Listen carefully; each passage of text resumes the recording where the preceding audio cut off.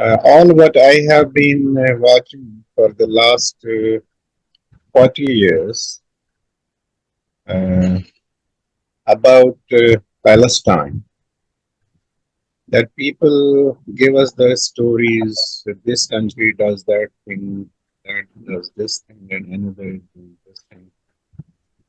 I believe that when UN came into existence, it came with a clear agenda, as is reflected in its preamble, that it came for sovereignty of human rights.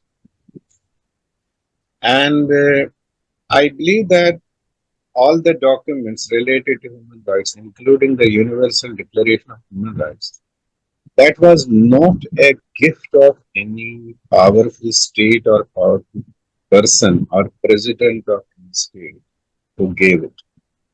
That had emerged from the people, and the civil societies then and active members of society, they were drafting them and passing them through. That now we cannot afford any such wars too much, and we want to see a peaceful world. And for that, recognition and then respect for human rights is very much basic and fundamental. So that's the idea of sovereignty of human rights. Unfortunately, the institutions they could not carry out this basic idea in the generations which were coming from one after another, right from 50s, 60s until this day. And that spirit is lacking, and that is still lacking. And the academics is not human rights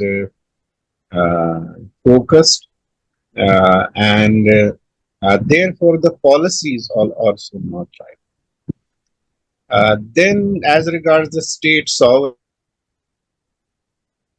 club with sovereignty of human rights, they had to be uh, quite conscious of human rights, and there could not be continuation of any movement at the level of the people, that there are some state sponsored or group sponsored, whatever. And ultimately, the prevalence of politics and that motivated for certain ends determined by some people. They basically, they continued, and ultimately they created all the ground for conflicts and prepared for wars and strategized for dominance, and also did strategize for impoverishment of various groups to them who gave a very poor kind of academics, a poor kind of thought process, and not what was required. So I would like that all the mustadifin of the world, or all the good people of the world who really feel such kinds of tragedies, they have to understand it to the depth, that whatever is going on, it's not in favor of what was uh, conceived at the time of the establishment of the United Nations, and how the sovereignties of nations and sovereignty of human rights, they have to go together, and how they must influence the policies at the United Nations. This kind of literacy, kind of focus, and then getting it to all economic trade strategies, then even development of culture, development of the thought process, and then at the same time looking to disruptive forces, or because they will always be there, how in that process you can go ahead with it, that's very important.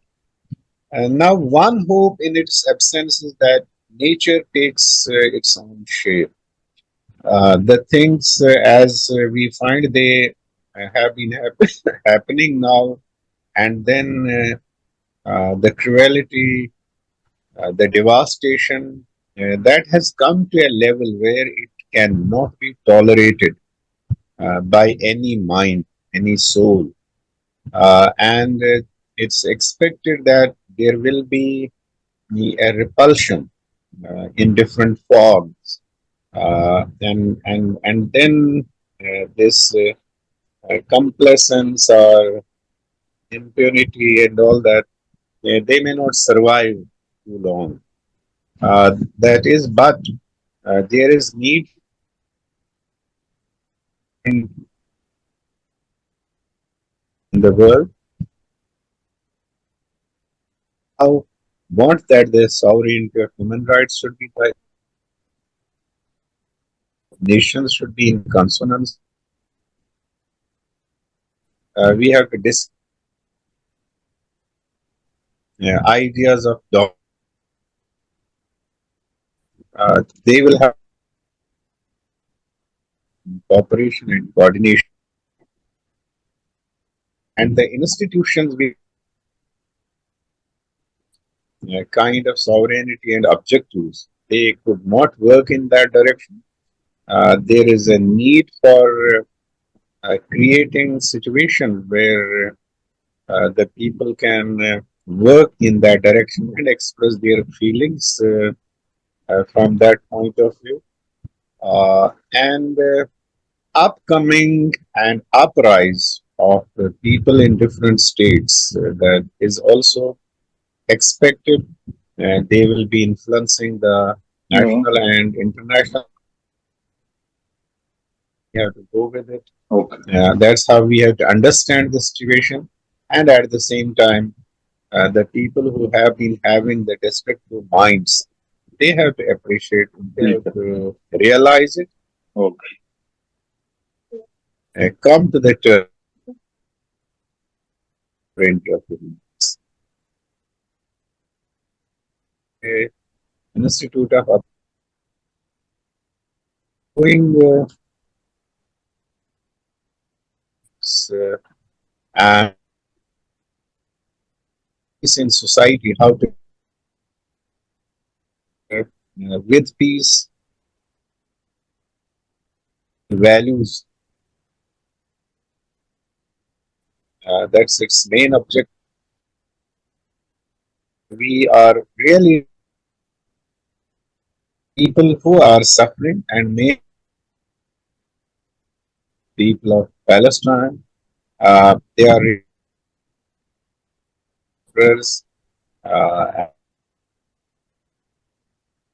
it needs a lot of objectivity. And then when false kinds of arguments are developed against them,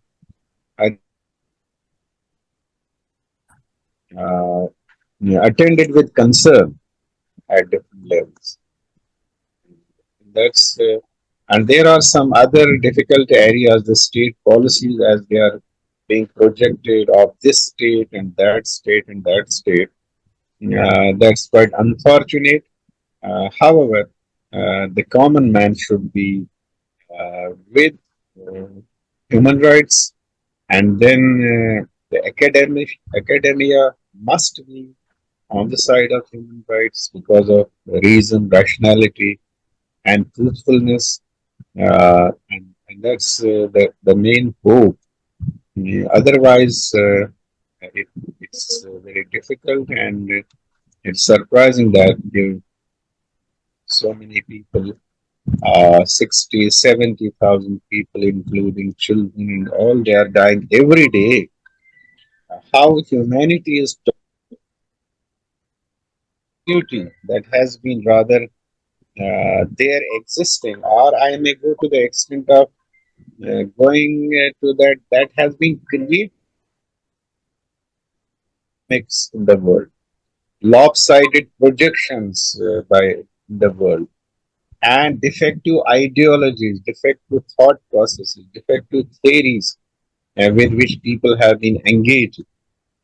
That kind of inertness is a result of, and that's how we don't have so many sensitized people. Otherwise, it was clearly written that now we cannot bear the devastation which is created by war. The humanity cannot tolerate it. Humanity cannot bear it, and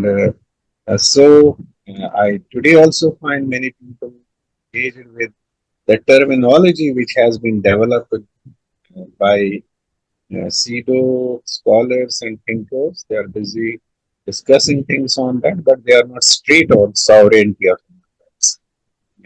And that's that concern I want to show, and people should get to it, that there is something to which in 1945 charter, that we want sovereignty of human rights, we want equality, and why that's not reflected in the policies, not any kind of positive, negative response to the policies when these are being adopted.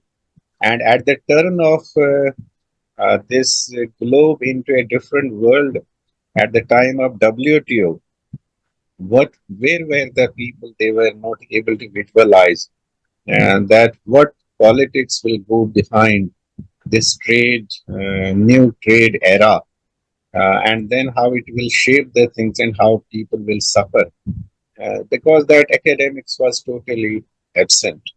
And I think this time, uh, this is what I would say, and maybe we can have some more discussions on these kinds of things. And I believe that the whole of the academics has to take a different line. Thank you so much, Pasha Saab, for giving me an opportunity to say a few words at the moment. Uh, Allah bless you Thank and you.